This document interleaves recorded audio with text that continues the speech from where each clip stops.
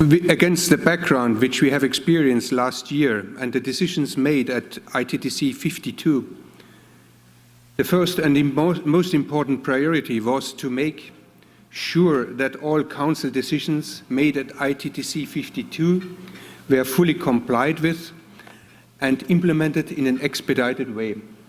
Let me highlight a few milestones which will be presented in more detail also in the course of this week's Council session. First is implementation of revised financial rules and auditing procedures. The financial rules of the organization were greatly improved and streamlined through Council Decision 452 in order to strengthen accountability and internal control. Most importantly, ITTO has adopted and is now fully compliant with the International Public Sector Accounting Standards, IPSAS, which is widely used by major intergovernmental and organizations to improve the quality of financial reporting, leading to better informed assessments and the resource allocation decisions made. And it is thereby increasing transparency and accountability of these organizations.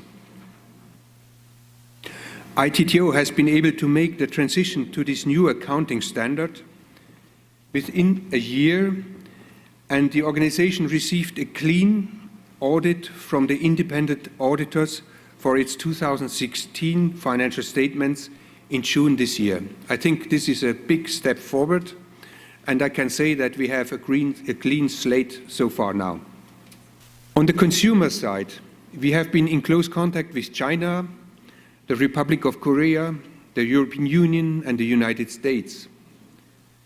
In China, we had a high-level dialogue with the Minister of State of the State Forest Agency, the Deputy Minister of the Ministry of Commerce, Chinese Academy of Forestry and APFNet. Collaborative MOUs were signed with the Chinese Academy of Forestry and APFNet. Of particular relevance for the future work of our organization and for our work with producer member countries was an invitation from the CEOs under the Shanghai Timber Trade Organization to support the creation of an internationally green supply chain mechanism. Ladies and gentlemen, I think this is a big step forward and a big signal, because these companies requested support from ITTO to help in designing a mechanism which is to green timber supply chains.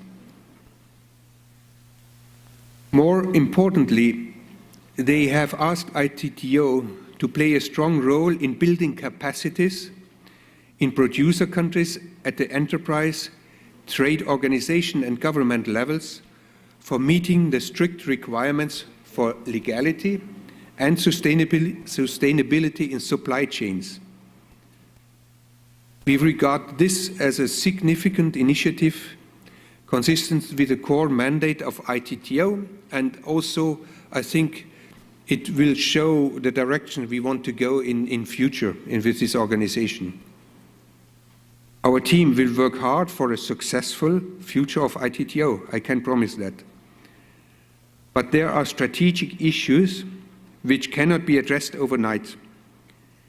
So please lend us your continued support and trust to move through this transition period, because we need to maintain the capacity of the Secretariat to produce these new ideas.